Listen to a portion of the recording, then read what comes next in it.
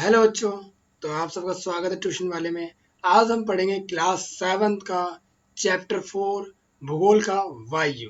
तो चलो शुरू करते हैं। हमारी पृथ्वी चारों ओर वायु की घनी चादर से घिरी हुई है, जिसे वायुमंडल कहते हैं। तो बच्चों, आपने छठी में पढ़ाई होगा वायुमंडल किसे कहते हैं, और मैंने पीछे के चैप्टर में बता रखा है कि वायुमंडल किसे कहते हैं। तो पृथ्वी के चारों तरफ जो वायु की घनी चादर है उसे क्या कहते हैं हम? वायुमंडल। पृथ्वी पर सभी जीव जीवित रहने के लिए वायुमंडल पर निर्भर है। अब देखो, पृथ्वी में जितने जीव है वो सब किस पे डिपेंड करते हैं? वायुमंडल के ऊपर, क्योंकि हमें यहाँ से क्या मिलती है? ऑक्सीजन। यह हमें सांस लेने के लिए वायु प्रदान करता है। एक सूर्य की किरणों के हानिकारक प्रभाव से हमारी रक्षा करता है। अब देखो, यह हमें वायु प्रदान करता है और सूर्य की हानिकारक किरणों से हमें बचाता है। यदि सुरक्षा की यह चादर ना हो तो हम दिन के समय सूर्य की गर्मी से तप्त होकर जल सकते हैं।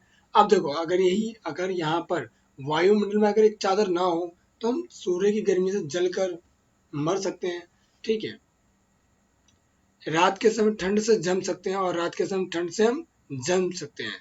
अंत यह वायु राशि जिन्हें पृथ्वी के तापमान को रहने योग्य बनाया हुआ है। अब देखो, इस जो ये हमारी पृथ्वी है, यहाँ पे हम कैसे रह पाते हैं? क्योंकि यहाँ हमारे चारों तरफ क्या है? वायुमंडल है। ठीक है, जो एक तरह से हमें बचा के रखती है पृथ्वी सूर्य की गर्मी से, और अगर कोई ठंडी होती है तो उससे भी बचा कर रखती है हमें। अब बात करते हैं वायुमंडल का संगठन। क्या आप जानते हैं कि जिस वायु का उपयोग हम सांस लेने के लिए करते हैं, वास्तव में वह अनेक गैसों का मिश्रण होती है। अब देखो, वायुमंडल में एक ही गैस नहीं है, वहां बहुत तरह की गैसें हैं। जैसे आप इस लड़की को देख सकते हो, यह 78% क्या है? नाइट्रोजन, 21% ऑक्सीजन है, और 0.03% क्या है? कार्बन डाइऑक्साइड, और 0.93% क्या है? आर्गन, और अन्य सभी गैसें किसमें आती है? 0.04%। अब देखो, यहाँ पे हम देखते हैं नाइट्रोजन तथा ऑक्सीजन ऐसी दो गैस हैं जिनमें वायुमंडल का बड़ा भाग बना है। अब देखो, यहाँ पे दो गैसें हैं जो एक तरह से वायुमंडल का एक बड़ा भाग है, वो है नाइट्रोजन और ऑक्सीजन। इस पिक्चर में आप देख भी सकते हैं। Carbon dioxide, helium, ozone, argon एवं हाइड्रोजन कम मात्रा में पाई जाती है। अब यहाँ पर देखो, जो कार्बन डाइऑक्साइड है, हीलियम, ओजोन और आर्गन, ये सब क्या है? कम मात्रा में पाई जाती है हमारे वायुमंडल में। इन गैसों के अलावा धूल के छोटे छोटे कण भी हवा में मौजूद होते हैं, और इनके अलावा भी हमारे जो वायुमंडल में धूल के छोटे छोटे कण भी होते हैं। में वृत्त रेखा दिया गया है जिसमें वायु के विभिन्न संकटों के प्रतिशत दर्शाए गए हैं, और आप इसमें प्रतिशत देख सकते हैं। नाइट्रोजन वायु में सर्वाधिक पाई जाने वाली गैस है, और देखो सबसे ज्यादा कौन सी गैस पाई जाती है? नाइट्रोजन। जब हम सांस लेते हैं तब फेफड़ों में कुछ नाइट्रोजन भी ले जाते हैं और फिर उसे बाहर निकाल देते हैं। अब देखो, जब हम सांस लेते हैं तो हमारे फेफड़ों में थोड़ी नाइट्रोजन भी जाती है, मगर हम बाद में निकाल देते हैं। परंतु पौधों को अपने जीवन के लिए नाइट्रोजन की आवश्यकता होती है। अब देखो, नाइट्रोजन का हम तो यूज करते नहीं है इंसान। इसका यूज कौन करते हैं? जितने भी पेड़ पौधे होते हैं, वे सीधे वायु से नाइट्रोजन नहीं ले पाते। मृदा तथा कुछ पौधों की जड़ों में रहने वाले जीवाणु वायु से नाइट्रोजन लेकर इसका स्वरूप बदल देते हैं, जिससे पौधे इसका प्रयोग कर सकते हैं। अब देखो, डायरेक्ट तो इसे पेड़ पौधे भी नहीं ले सकते, तो क्या होते हैं?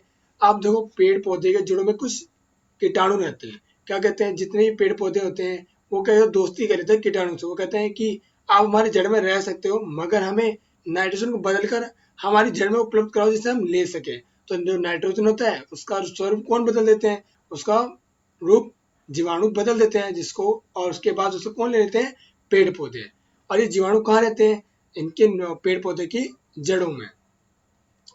ऑक्सीजन वायु में प्रचुरता से मिलने वाली दूसरी गैस है। और देखो, ऑक्सीजन दूसरी गैस है जो हमारे वायुमंडल में ज्यादा मिलती है।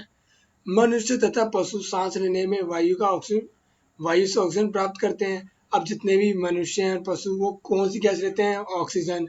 हरे पादप प्रकाश संश्लेषण द्वारा ऑक्सीजन उत्पन्न करते हैं। अब जितने भी पेड़ पौधे हैं वो प्रकाश संश्लेषण द्वारा कौन सी गैस निकालते हैं? वह है ऑक्सीजन।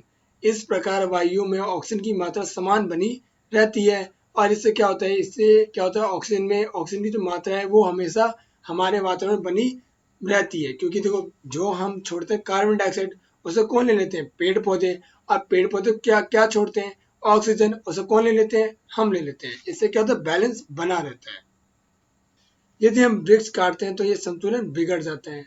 कार्बन डाइऑक्साइड अन्य महत्वपूर्ण गैस है। हरे पादप अपने भोजन के रूप में कार्बन डाइऑक्साइड का प्रयोग करते हैं और ऑक्सीजन को वापस देते हैं। अब जितने भी पेड़ पौधे हैं वो सब कौन सी गैस लेते हैं, कार्बन डाइऑक्साइड, और छोड़ते कौन सी गैस है, ऑक्सीजन। मनुष्य और पशु कार्बन डाइऑक्साइड बाहर निकालते हैं। अब जितने भी मनुष्य और पशु कौन सी गैस बाहर निकालते हैं, कार्बन डाइऑक्साइड, और लेता कौन है, फिर पेड़ पौधे। और पेड़ पौधे कौन सी गैस बाहर निकालते हैं, ऑक्सीजन, उसे लेते कौन है, मनुष्य। तो मनुष्य तथा पशु द्वारा छोड़ी जाने वाली कार्बन डाइऑक्साइड की मात्रा पादपों पर द्वारा प्रयोग की जाने वाली गैस के बराबर होती है, जिससे यह संतुलन बना रहता है। अब तो जितनी गैस हम छोड़ रहे हैं उतनी गैस वो भी छोड़ते हैं, इससे क्या संतुलन हमेशा बना रहता है। परंतु यह संतुलन कोयला तथा खनिज तेल आदि के ईंधनों के जलाने से गड़बड़ा जाता है। अब देखो ये संतुलन कब बिगड़ जाता है, जब हम ज्यादा कोयला वोयला जलाते हैं, इससे ये संतुलन बिगड़ जाते हैं। वह वायुमंडल के प्रतिवर्ष करोड़ों टन कार्बन डाइऑक्साइड की बढ़ोतरी कर देता है, और इससे वायुमंडल में जब हर साल करोड़ों टन कार्बन डाइऑक्साइड की बढ़ोतरी हो जाती है। परिणाम स्वरूप कार्बन डाइऑक्साइड का बढ़ा हुआ आयतन पृथ्वी पर मौसम तथा जलवायु को प्रभावित करता है। अब देखो जितना कार्बन डाइऑक्साइड बढ़ेगा, इससे दो चीज प्रभावित करते हैं ये। कार्बन डाइऑक्साइड दो चीज को प्रभावित करता है, एक तो मौसम और जलवायु। तो बच्चों अगले वीडियो में हम पढ़ेंगे वायुमंडल की संरचना। तो मिलते हैं अगले वीडियो में। बाय बाय बच्चों।